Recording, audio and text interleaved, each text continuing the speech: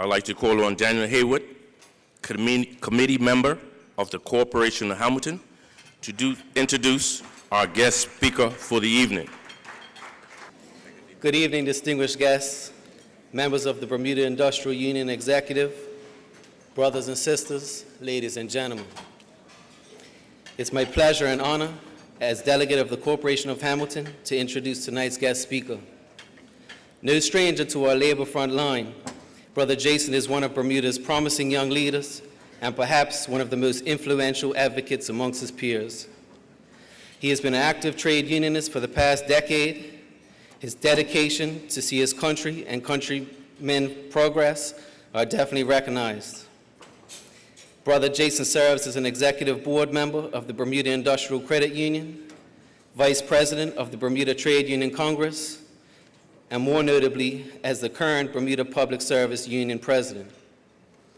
His professional expertise as a former assistant statistician gives credibility to the continual pursuit of awareness and educated Bermudians about the current economic state of our country, ensuring Bermudians are treated equally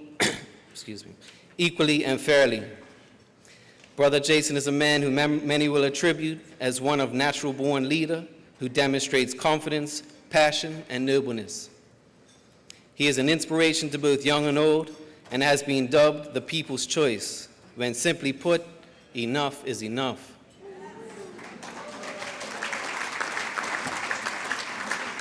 Amongst his professional duties, Brother Jason is first and foremost a God-fearing man and father.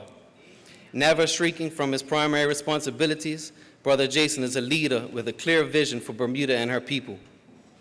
Much can be said about fellow brother, but one thing's for sure, as long as he's around, there won't be any money taken out of our pockets.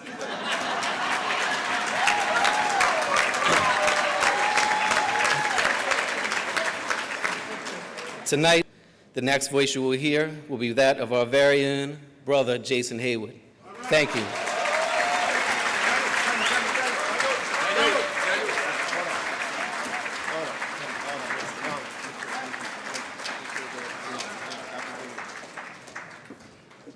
Good evening, brothers and sisters. Brother Hayward, that was an excellent introduction.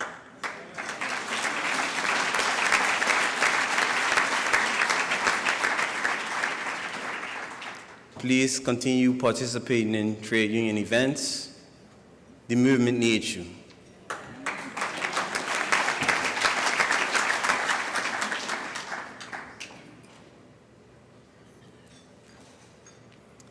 Brothers and sisters, I want to start off by first thanking Brother Chris and his team for inviting me to speak tonight. I'm both elated and grateful for this opportunity.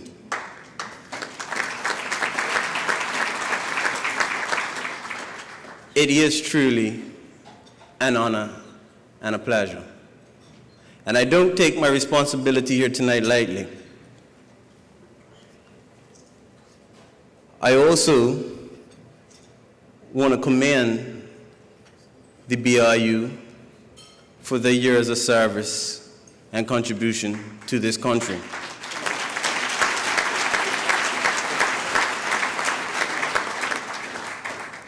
I have great admiration for the BIU as an organization and equally for the members of the BIU.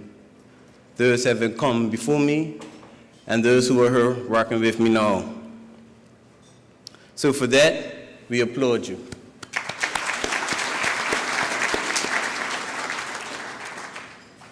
This year's Labor Day theme, leading by example.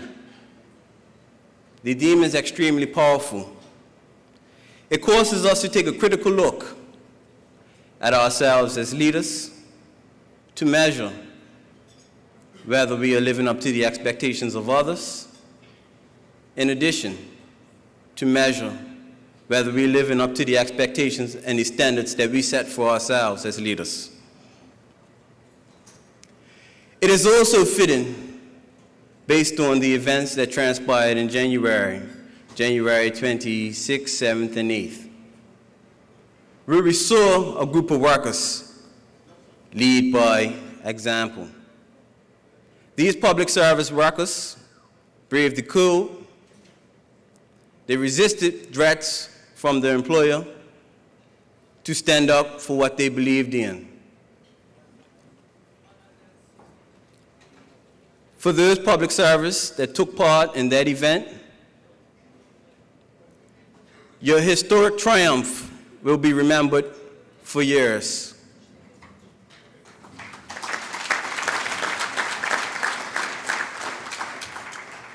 I also want to thank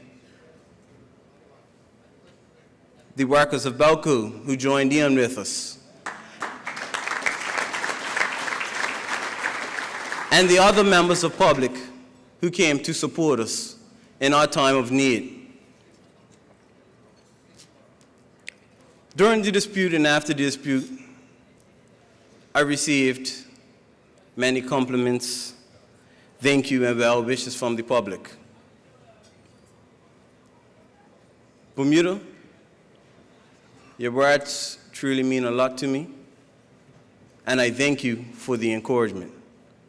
Those small words keep me continuing doing what I love to do, and that is serve the people of Bermuda.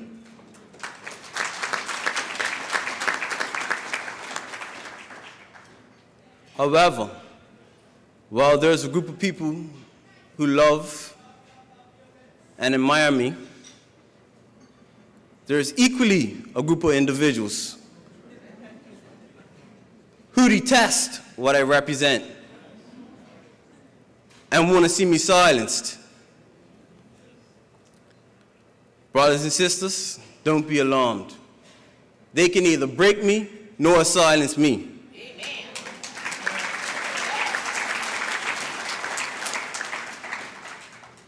The Lord is my light and my salvation. Whom shall I fear? The Lord is the strength of my life. Whom shall I be afraid? So this recent conquest by the government, where they have taken the unions to court, and myself, brothers and sisters, don't be alarmed. This too shall pass.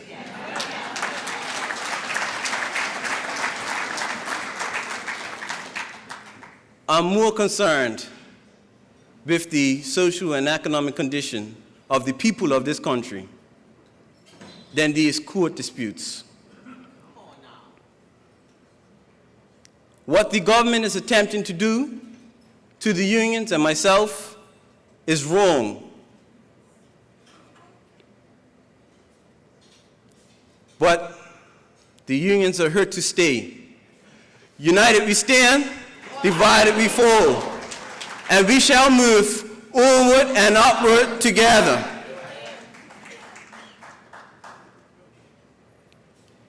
Many have coined this recent dispute as a David and Goliath type of battle. See, I'm not sure if people know the full story of David and Goliath.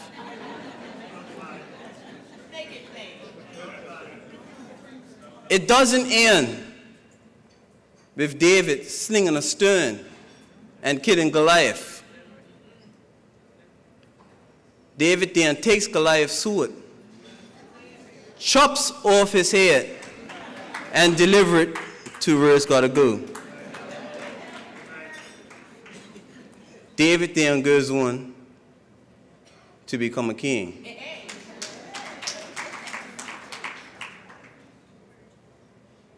Minister Bob Richards,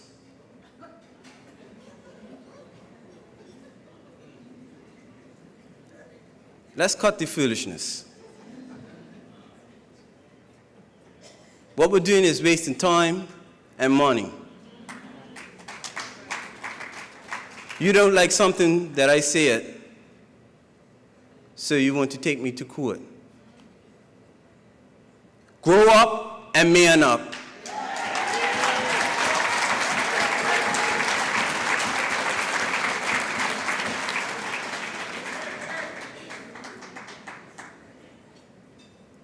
See, Minister Richards, you remind me of that bully on the playground that ends up picking on the wrong person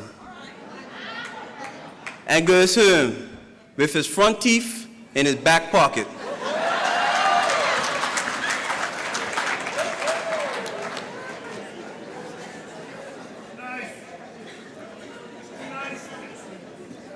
Brothers and sisters, I'll pick up where Dr. Brown left off last year.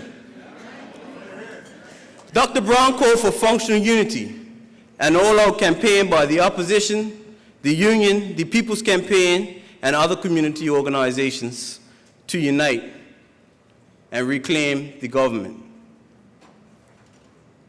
The alliance never happened, and the government is the only group that calls us the combined opposition.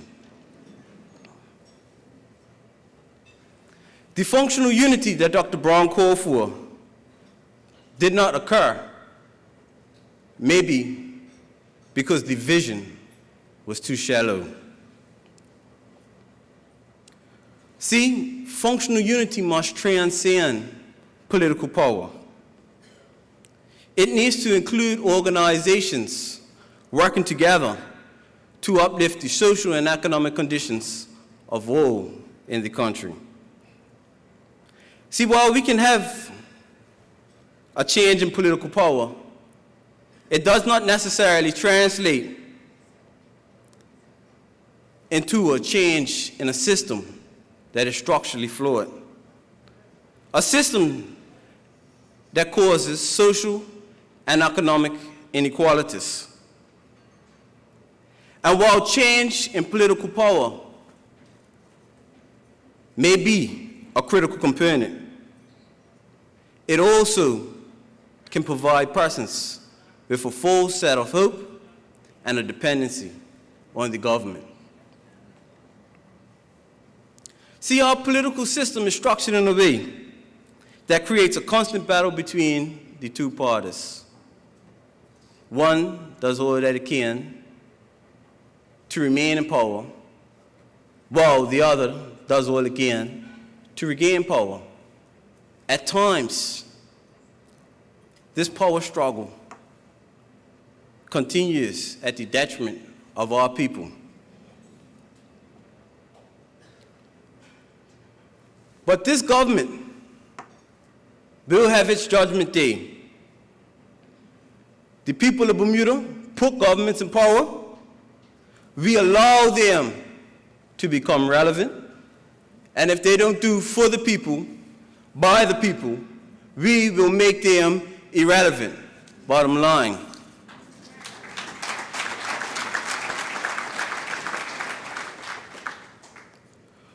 Brothers and sisters, we need functional unity towards a greater vision.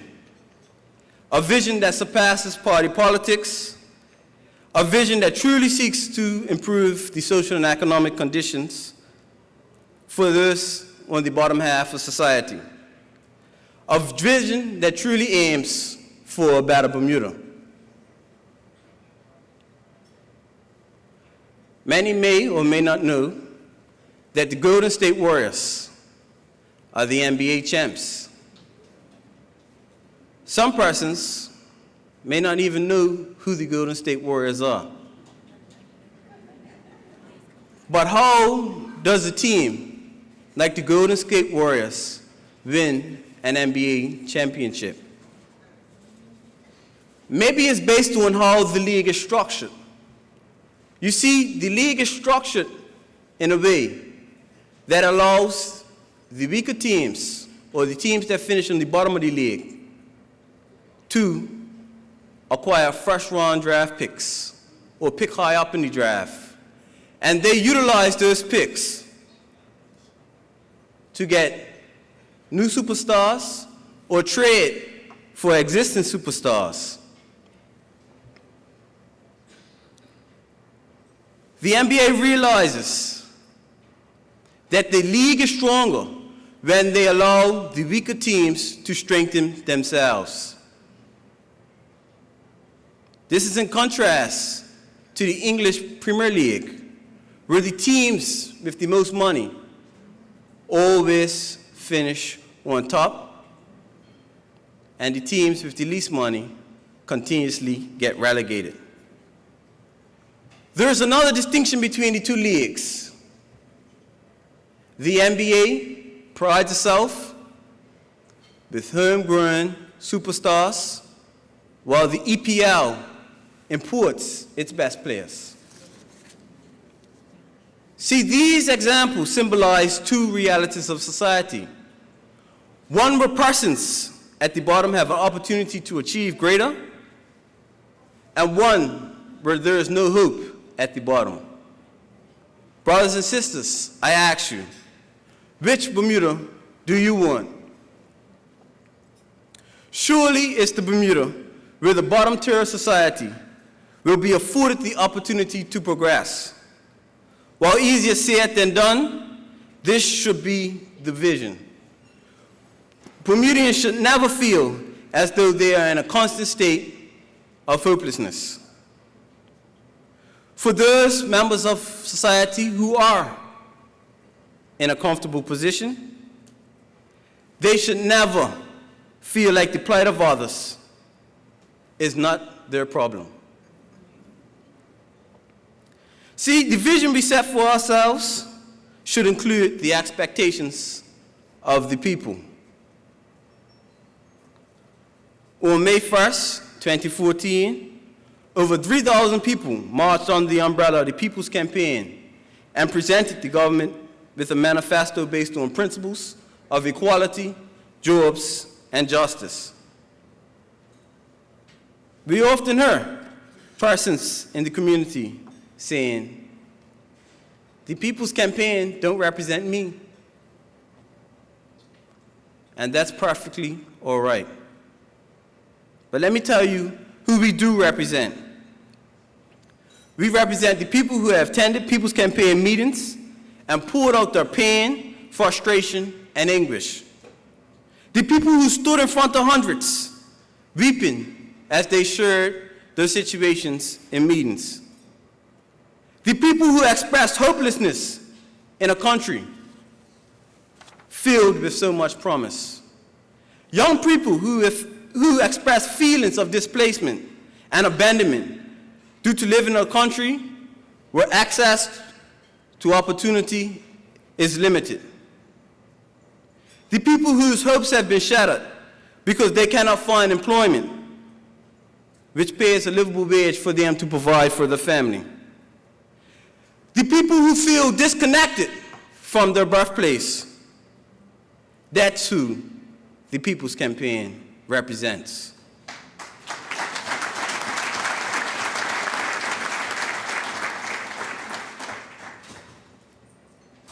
I don't really normally feed into the blogs,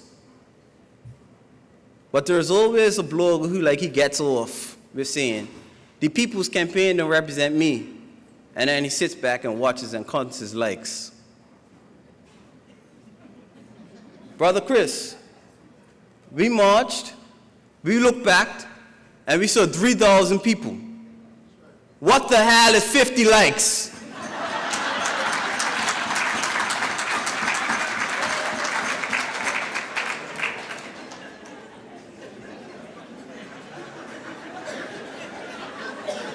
Brothers and sisters, the 12 points in the manifesto was relevant then, as they are now. We must embrace that all people are equal and entitled to equal treatment. Every Bermudian should have the opportunity for post-secondary education, should not be prevented from attaining education due to lack of funding. The government must implement an equitable taxation system.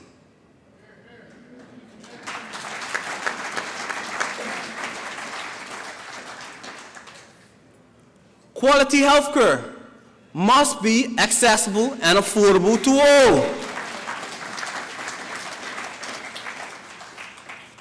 All Bermudians deserve equal treatment under the law. Brothers and sisters, every person should be entitled to a livable wage. Full employment must become a national priority. The government must hold all employers accountable so that workers will be respected and afforded the same standards and working conditions. All workers must have the right to join unions or associations to defend their rights. Brothers and sisters, the government must implement a program specifically designed to provide true economic opportunities for persons who have been historically displaced. The government must establish regulatory constraints over the market to ensure that the business community shares in the sacrifices.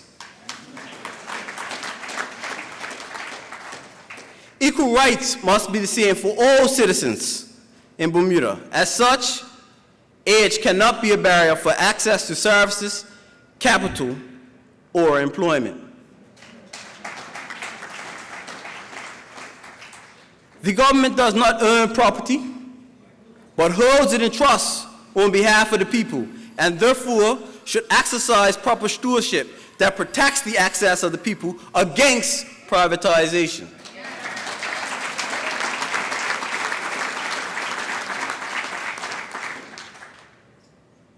The people of Bermuda are entitled to expect that those who are entrusted to lead them are guided by the will of the people. Brothers and sisters, more specifically, the vision must include getting Bermudians back to work.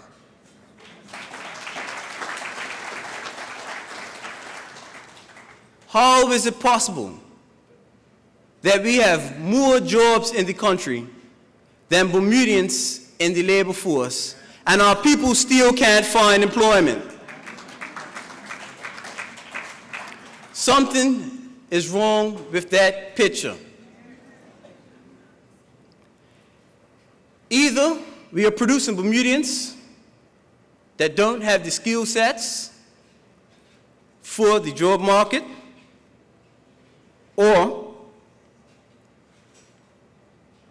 employers are discriminating against our people.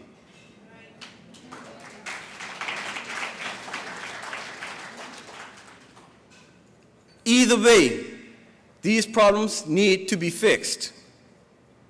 We need to educate our way out of this job crisis. See, what we have is called structural unemployment. Structural unemployment is unemployment due to a mixed match in the skill sets demanded from the labor market and the skill sets employees possess.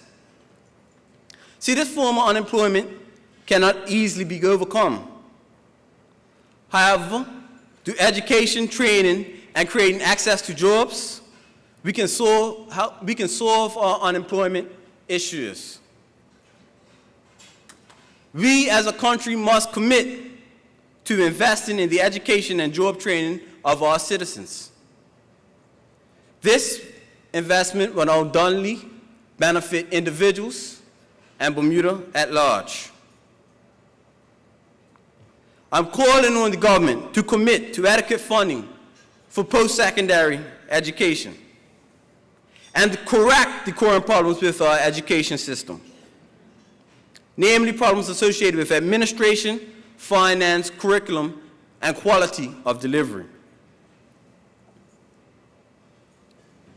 On-the-job training must also be embraced. While formal education may provide background skills that enhance learning, much of specific skills related to actual productivity are acquired on the shop floor. Businesses must commit to apprenticeship programs, professional development, and workplace shadowing. This would enable Bermudians to acquire skill sets that are not gained through formal education. These on-the-job training programs have become a standard in many developed countries. Initially, I was pleased to see the development of a national training plan. But my pleasure quickly became disappointment when there was no implementation strategy attached to the plan. Brothers and sisters, a vision without action is merely a dream.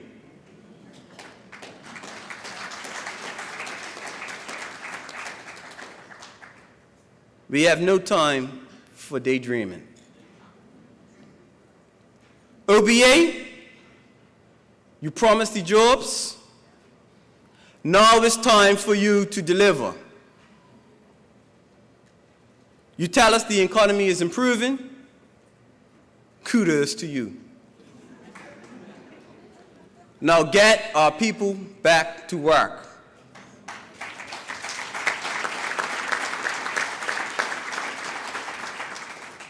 We are tired of broken promises.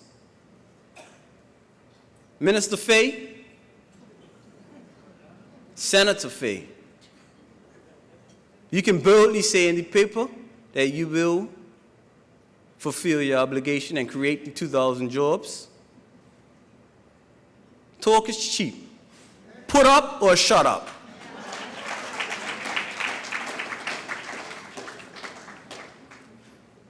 The government must also commit to reducing barriers that exist for individual success in jobs.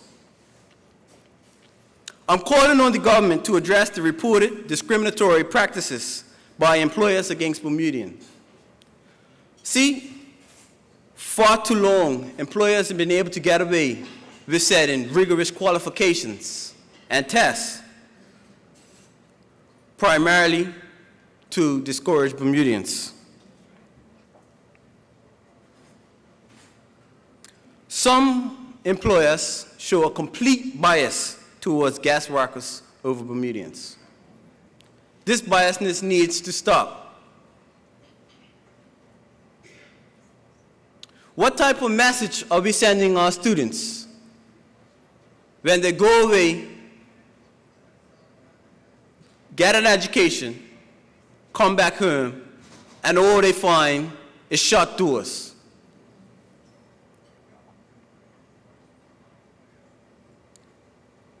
Brothers and sisters, something is fundamentally wrong with what's happening in our country.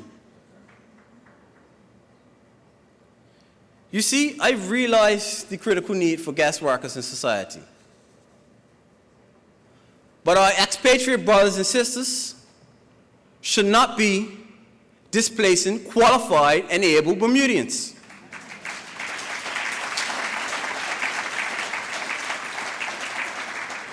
Their services should only be utilized when there is a job demand that cannot be filled by qualified Bermudians. Our people are getting tired. Our people are getting frustrated. We can't continue down this road. The government needs to start listening. Brothers and sisters, we need a vision that forces structural changes that seeks to reduce income inequality in Bermuda. We should not settle for the notion that the rich will continuously get rich while the poor remain poor. See, we can have an efficient economy where the rich remain rich while helping to uplift the poor. Yes, sir. It is evident that there are two Bermudas. We are divided racially. There is a black Bermuda and there is a white Bermuda. It would be nice if we can all work together to achieve betterment for all in society. But history shows us that that dream is far-fetched. We should be all concerned that black unemployment is substantially higher than white unemployment. The median income for whites in Bermuda is substantially higher than the median income for blacks. Blacks comprise the vast majority of those on financial assistance. Blacks are the majority of persons in jails. Blacks are losing our homes to the banks. Blacks, we are losing our men to the streets. Blacks are struggling to survive upon retirement. Blacks are the poor and working class of this country. It's nothing to smile about. See, it's a flawed way of thinking to believe that the social ills and the economic deterioration of the black community is not a problem for all. But it is equally flawed for the black community to continuously rely on others to elevate us from our current position.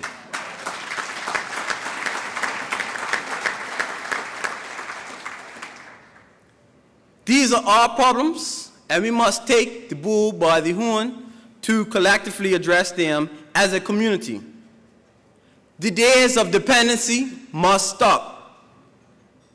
No longer can we continue down our current trajectory. We must take active steps to better ourselves. First, we need to take accountability for our own actions, realizing the factors that have contributed to our current state. Brothers and sisters, it's simple. We either want better for ourselves or we don't. If we do want better, we must take active steps to achieve our desired outcomes. We need to take active steps to support our union, support and revitalize our community clubs, develop our own financial institutions, develop and support black businesses, invest in cooperatives, invest in the education of our children and our people, strengthen our families, revitalize our spirituality, and stop being our own worst enemy.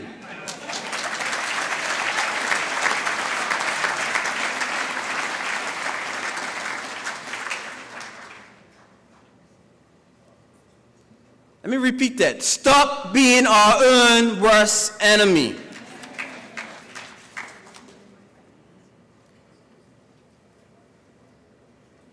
See, Mark Being spoke about this.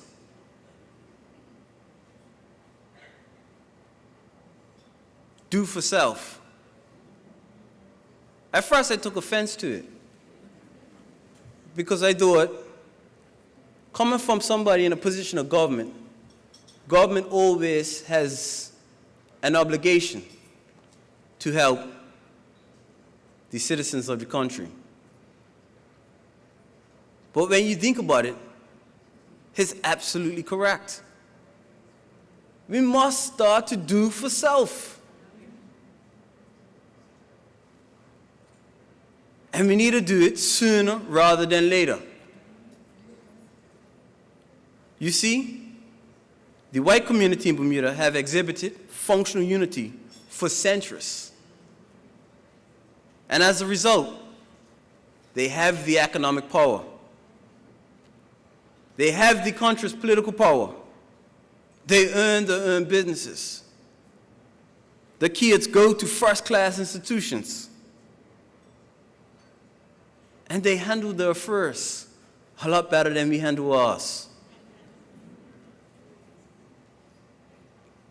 We have to take note of what is done in the white community, and we need to empower ourselves. We have the capacity to do better, and we must do better. We shouldn't settle for nothing less. And while I realize we are entering this race at different locations, and we realize the reason why we're in this race at different locations. But this race is not for us to finish.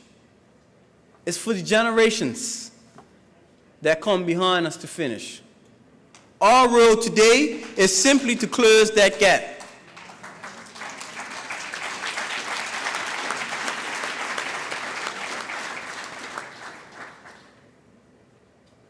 That's what should be outlined in the vision.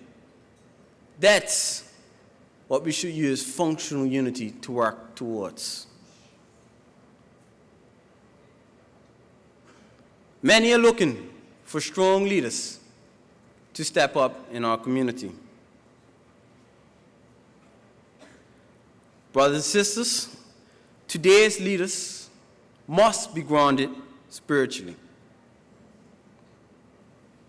See, being grounded spiritually allows you to operate with a sense of purpose.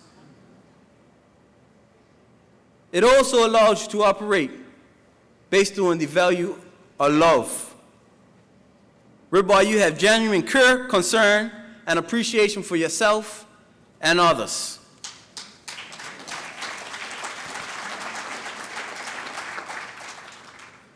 Today's leaders must be courageous.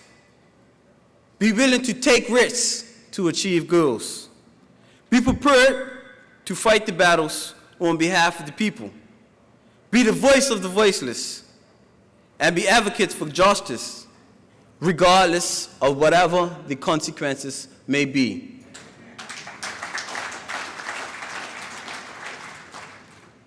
Today's leaders must have foresight, the ability to create and understand a vision and chart a course, identifying where we need to go and how we're going to get there. Today's leaders must have integrity, possess a deep commitment to do the right thing for the right reasons, regardless of the circumstances. Today's leaders must be committed to strive for excellence. Our leaders not only have to maintain high standards, but also be proactive in raising the bar in order to achieve excellence in all areas. Brother Collins said it. If there are persons who possess the ability and willingness to lead, they should make it their priority to do so. This country needs strong and vibrant new leaders. We need strong and vibrant new leaders in our government, in our religious institutions, in our community clubs, in our business community, and most importantly, in our families.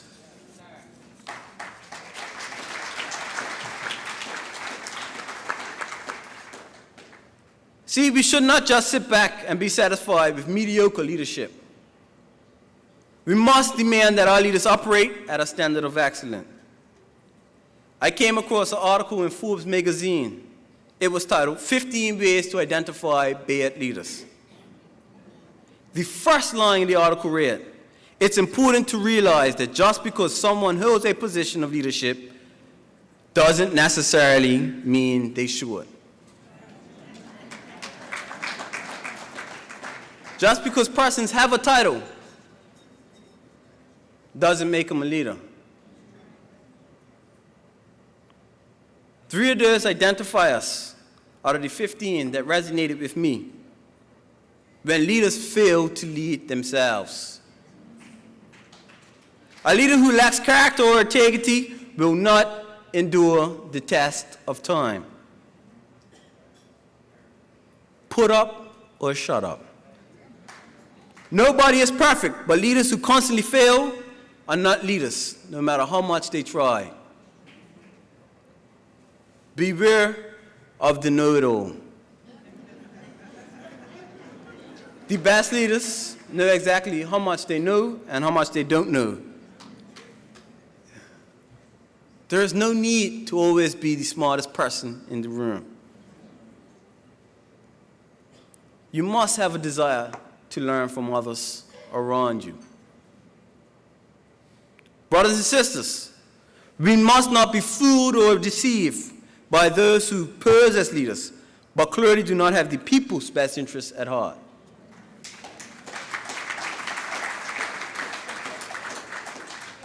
Many share a view that because people are successful in business, that they're qualified to run this country. Even that's the standard in which person's comments are judged. David Brett says one thing, Kowalski says the same thing. One is received better. I speak about taxation, I get one response. Chalmers or Sharman, he speaks on taxation, gets another. Julian Barrett writes an article very similar to mine, and is providing the country with insight.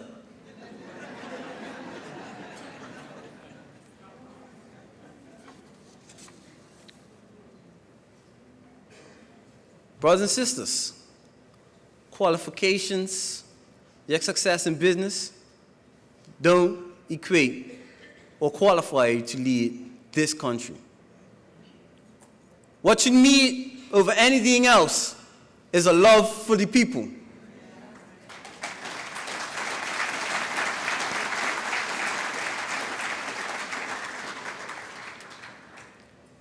Many in this country are dissatisfied with the country's current leadership. A real dissatisfaction. It seems as though they are not empathetic to the needs of the people. I am personally dissatisfied with the leadership of this country. You see, the OBA, they rule with an iron fist, with no regard for the people of this country.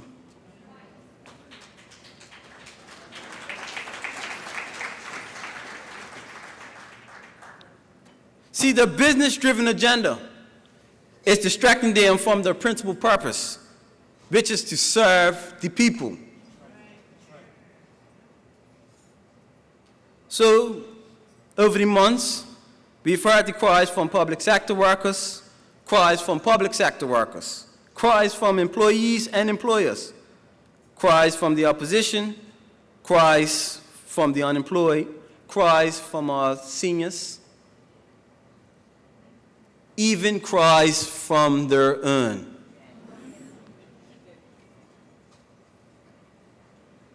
Why is the whole country crying? And OBA, you are not listening. See, the leadership in this country has been no friend to labor. Their attacks on trade unions and the trade union leadership are unprecedented. But it seems to go unchecked.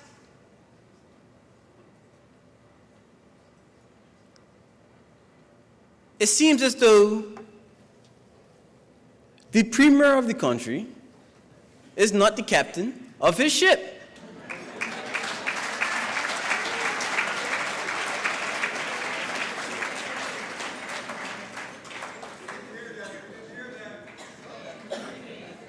It seems as though the premier of this country is not the captain of his ship.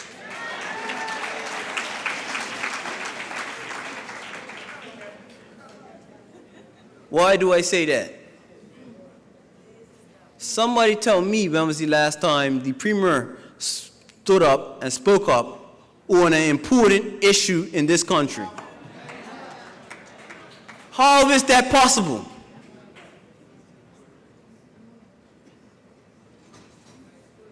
Photo ops are not cutting it.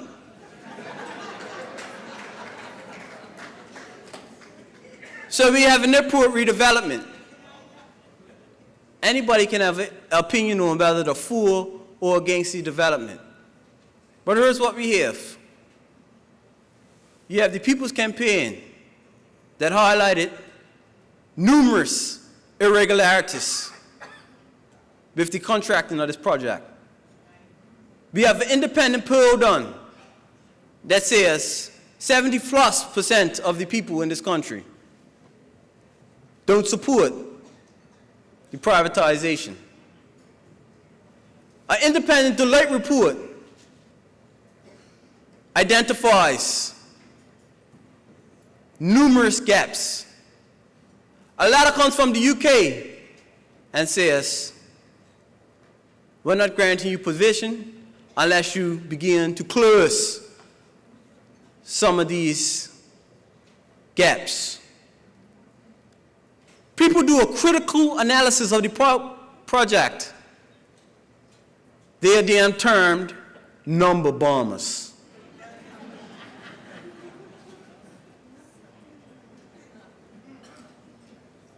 You admit to the people of Bermuda that you fuzzy information.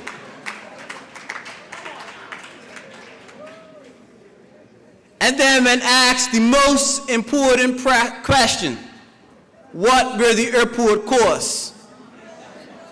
You have a nerve to tell the people of this country, I don't know. And we as citizens should not be concerned with the leadership of this country.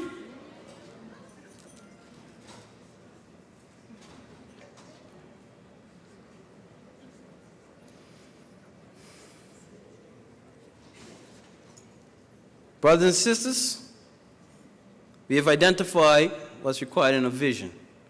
We've talked about the qualities of a strong leader. And there are people who are prepared to stand up and lead. But a shepherd cannot lead sheep that are asleep.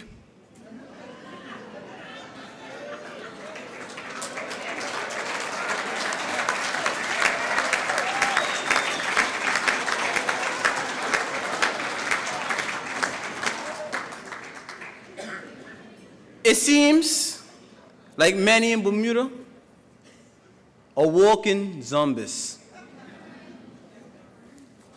They have their eyes wide open, but their minds are closed. How is it that we as a people preoccupy ourselves with so many things that don't matter?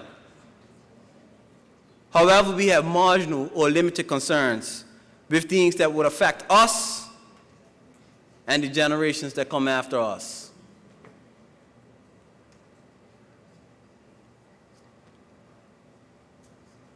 I don't know where my blood comes from, because I don't know what's in me or what's in some other leaders that make us a little bit different.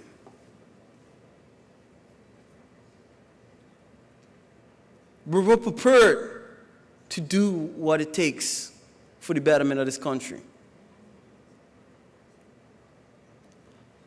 How is it that we as a people are so tolerant of things that we won't that others won't tolerate in other countries?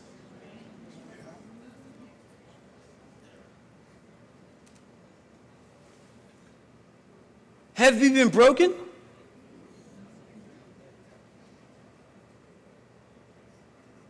Is it that Bermuda we are such a spoiled people? You hear it on the radio every day. I'm prepared to do this, I'm prepared to do that. It's talk. We should do this, we should do that. More talk. You go to any social function, the issues of the day are not being discussed. The media is allowed to lie to us, manipulate stories, and we feed into them.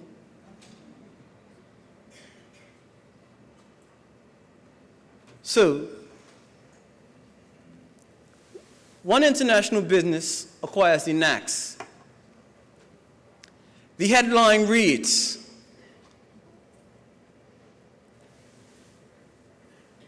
A international business retains half of the staff in B international business.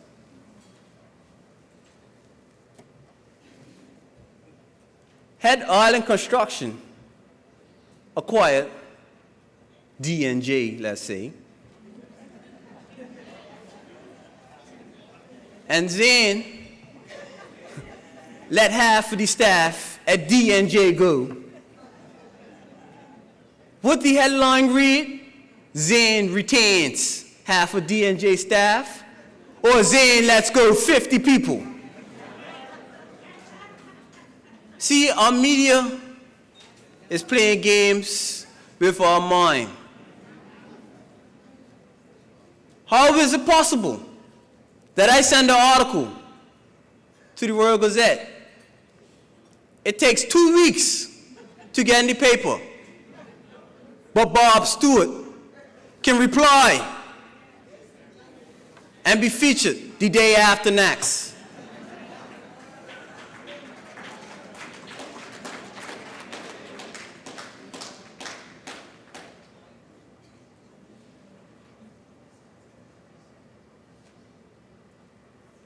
When we lose our media outlets to the government, we as a people are in trouble, and that has already happened.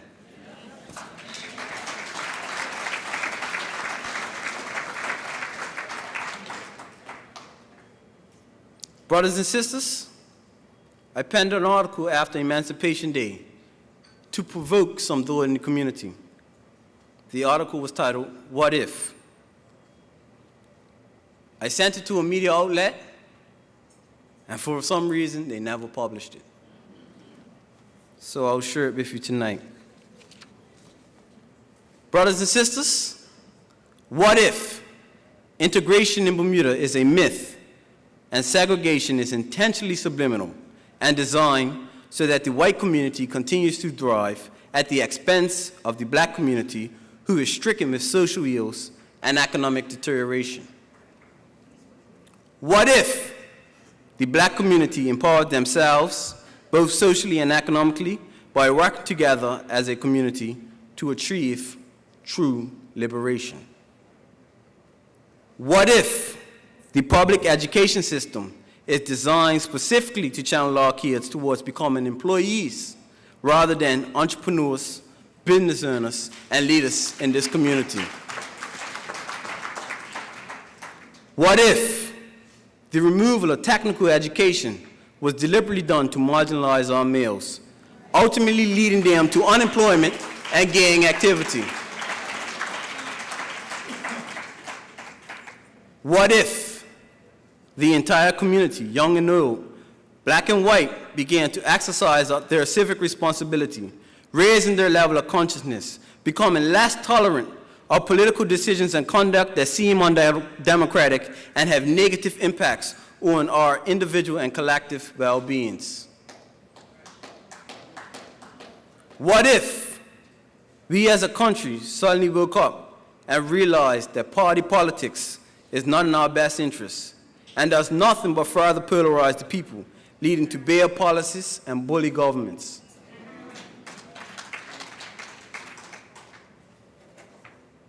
What if the people of Bermuda began to vote not for party, but for the candidate, whether independent or not, with the best qualities, abilities, and characteristics to lead this country?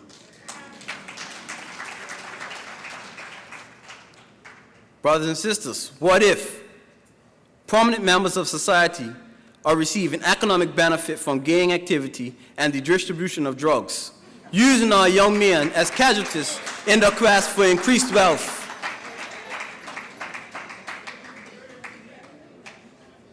What if the erosion of moral values within our youth is a direct result of the deterioration of the family structure in Bermuda, and we realize that generations that have come before are actually failing today's youth and not our youth failing us?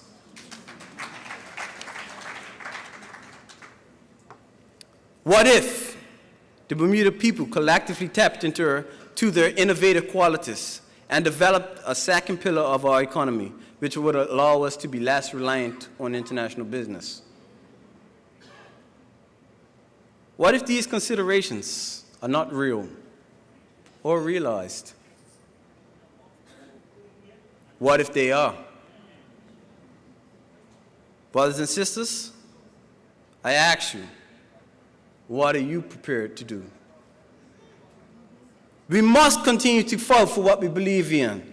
We must continue to advocate for equality, jobs, and justice. We must continue to be a voice for persons who are not prepared to speak for themselves. We must continue to protest when needed. We must support freedom of speech. We must support freedom of assembly. We must work together to achieve a better Bermuda, and we must do it unapologetically.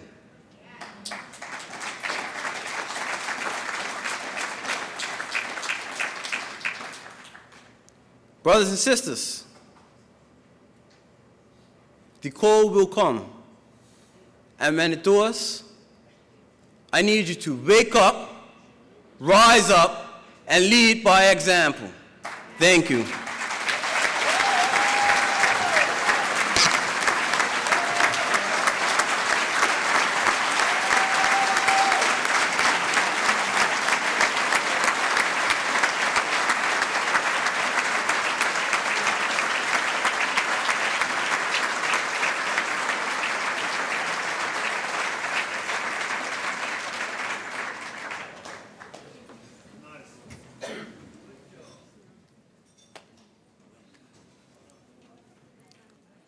Let's give Brother Jason another big round of applause.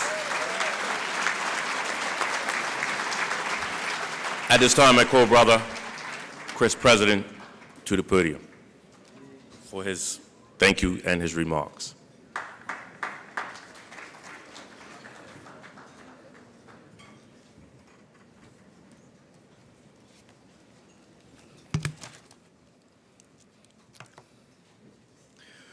Well, once again, wonders never ceases to amaze us. And I didn't ask Brother Jason what he was going to be talking about. Trusted him that he was going to deliver the right message. And I think that when we look at 2014, when Dr. Brown was talking about functional unity, and I think Brother Jason tonight just tied all that in, and they gave us a lot of food for thought.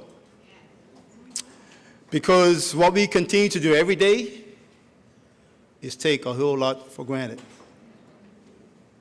We take each other for granted. We take others for granted in that respect, whether it's family, friends, or whatever have you, and we try to do for self. And for the most part, self has got us where we are today, because we're not listening. And I want to sincerely thank Brother Jason for that psalm message.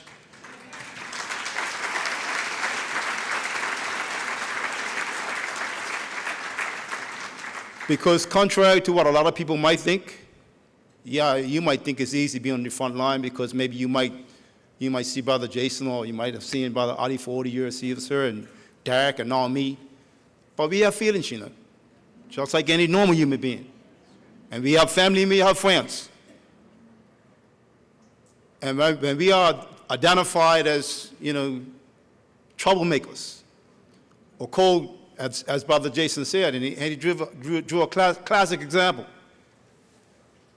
Because I don't go up on the web pages and read all them nasty remarks.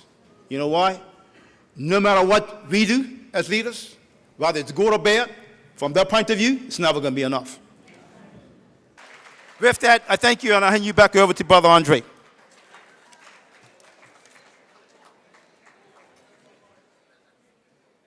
Brothers and sisters, we thank you all for coming. Drive home safely.